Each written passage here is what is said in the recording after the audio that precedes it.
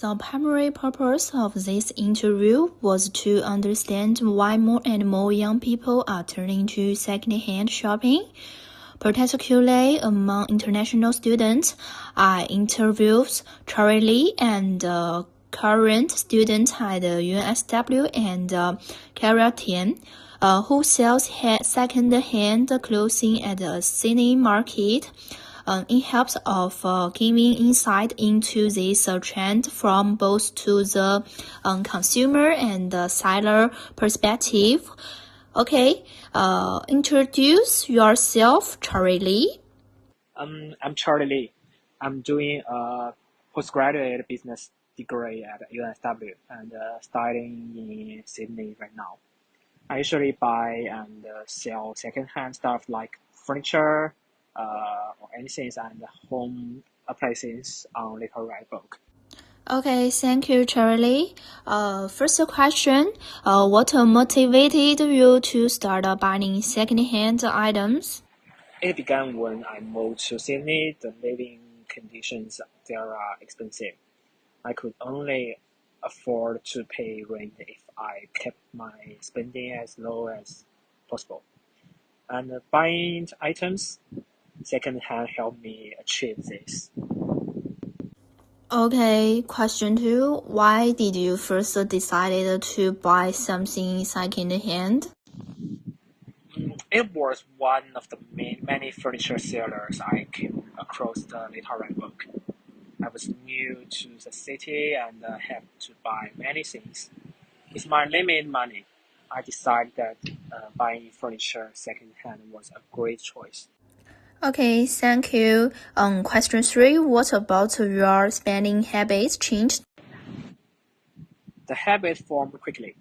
I was new to the lifestyle of buying things secondhand, and this made me check places to see if I could buy them secondhand before I made the purchase.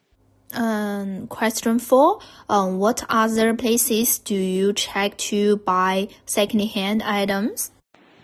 I checked Little Red Book and the Facebook Marketplace. I try places like physical markets too. Question 5, why do you think people are motivated to buy second-hand items? The biggest reason would be the low prices. When I shop in secondhand, people can buy items for prices that are as low as 30% to 15% of their prices when new. Yeah. Very good. Question 6, how about reasons that are not about prices? Saving money was the only reason that I personally craved for at the beginning, but I later learned about the positive impact I was making.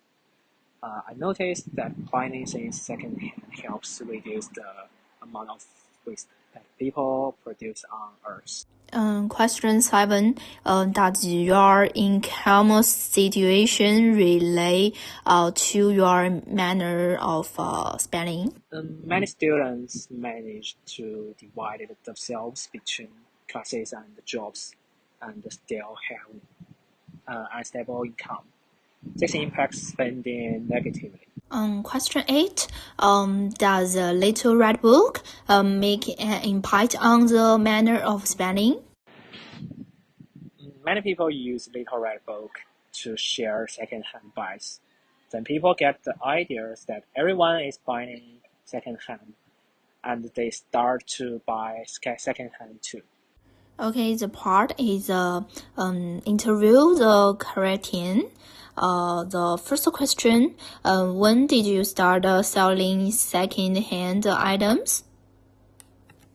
I started some years ago now. I started selling older fashion items and then I expanded my offerings. Okay, question 2, when you started, what was your motivation? Okay, the question 3, what have been the biggest differences in the people that buy from you in the last few years? There have been some massive clear differences. The people buying the older items were only doing so because they were cheap. Now people ask for the associated costs and where the items come from. Okay, thank you. Question 4. What are the latest prices for your bar product?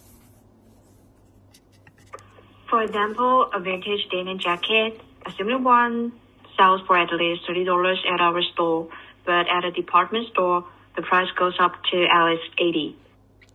Okay, question 5.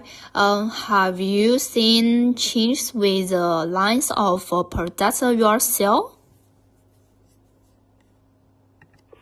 Yes, the focus was on clothing furniture like lamps and rice cookers are now seen at the international ports. Okay, the question 6. What role has the social media played for you? Social media has a big role. Customers show us something off TikTok and Little Red Book, and we try to sell them something similar. I think social media controls the market. Okay, thank you. Okay, conclusion. These interviews reveal that second-hand consumption is no longer merely a way to save money, but it's graduated becoming more widespread, less still choose for students to sellers. Everyone mentioned the price, environmental consideration, and the influence of the social media factors that together have driven the growth of this trade.